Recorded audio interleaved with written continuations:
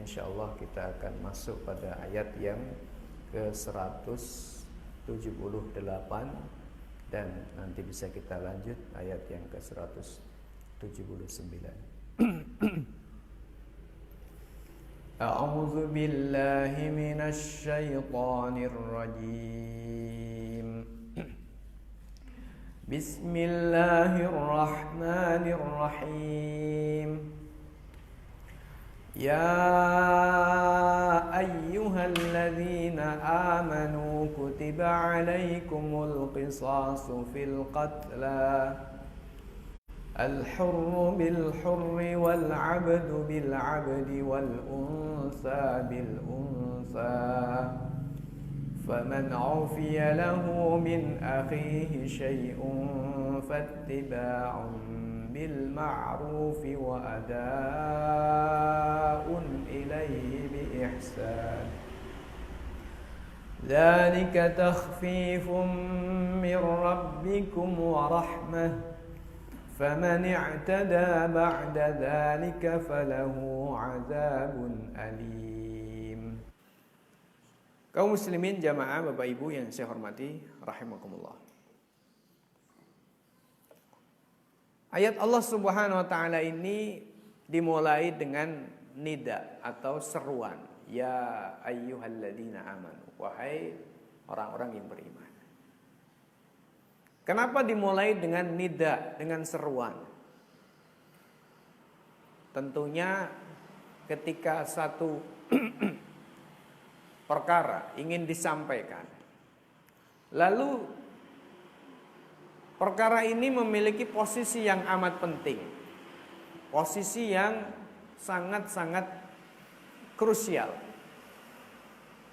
Maka sebelum kita menyampaikan perkara itu, kita wajib atau harus memperoleh perhatian yang cukup dari mukhatab, dari orang yang akan kita seru, agar kemudian dia betul-betul isti'adat, pihak yang kita seru ini betul-betul siap untuk menerima informasi atau menerima apa yang akan kita sampaikan kepadanya. Jadi pada intinya bahwa adanya seruan di awal ayat menunjukkan adanya ihtimam, adanya perhatian khusus terhadap kandungan ayat tersebut. Sehingga ketika dikatakan ya ayyuhalladzina amanu, artinya berarti apa yang Allah akan sampaikan pada ayat berikutnya, perintah yang akan Allah sampaikan ini berarti memiliki posisi yang penting. Sehingga kemudian ya semua ayat Quran penting, tetapi ini memiliki posisi yang penting ya di antara yang penting. Sebab ketika kita lihat apa yang terkandung di dalam ayat ini merupakan bagian dari pensyariatan hukum, yang mana hukum ini menjadi salah satu pengendali, salah satu penyebab baik dan tidaknya masyarakat, aman dan tidaknya kehidupan masyarakat, tentram dan tidaknya masyarakat, tertib dan tidaknya masyarakat. Setelah kaum muslimin hijrah ke Madinah, ini kan kaum muslimin kemudian membentuk komunitas baru, masyarakat baru yang berbeda dengan sebelumnya ketika mereka berada di Makkah misalnya. Sehingga ada komunitas baru yang memiliki nilai-nilai yang berbeda, memiliki konsep-konsep yang berbeda. Nah, di antara perkara yang menyebabkan kacaunya ketentraman, menyebabkan kacaunya keamanan, ikhtilalul ahwal, kacaunya keadaan, itu adalah persoalan ketika diabaikannya jiwa yang terbunuh. Ini menjadi kacau. Atau kemudian ketika terjadi pembunuhan lalu terjadi pembalasan yang tidak adil. Ini juga menyebabkan kekacauan. Tidak adil itu artinya pembalasannya lebih kecil misalnya, atau kemudian pembalasannya jauh lebih besar. Ini tentu kacau. Nah, maka kaum muslimin tidak boleh terjadi seperti itu. Sebab apa? Sebab di tengah-tengah masyarakat Arab, kita tahu ketika kita membaca sejarah bangsa Arab itu, ya, mereka itu betul-betul ifrat. Ifrat itu artinya keterlaluan dalam masalah ini. Keterlaluan dalam masalah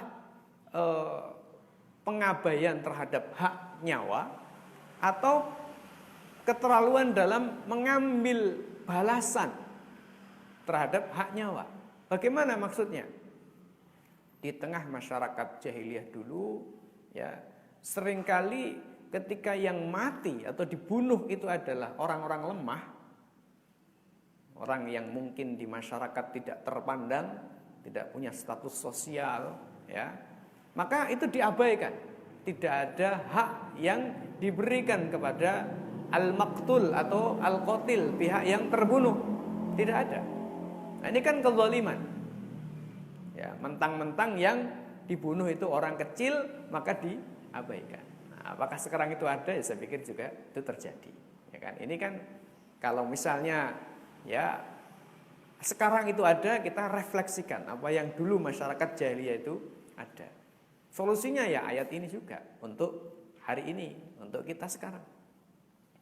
Dulu di masyarakat jahiliyah ketika ada orang lemah jadi korban, ya, maka biasanya mereka tidak mendapatkan haknya, diabaikan.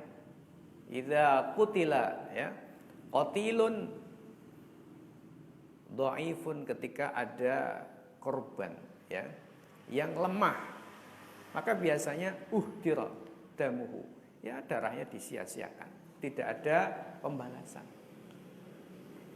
Tapi sebaliknya ketika ada orang mulia, orang terhormat, dari suku terhormat atau dari keluarga terhormat, jadi korban pembunuhan, ya, maka bagaimana? Mereka minta balasan itu melebihi kapasitasnya, melebihi yang seharusnya.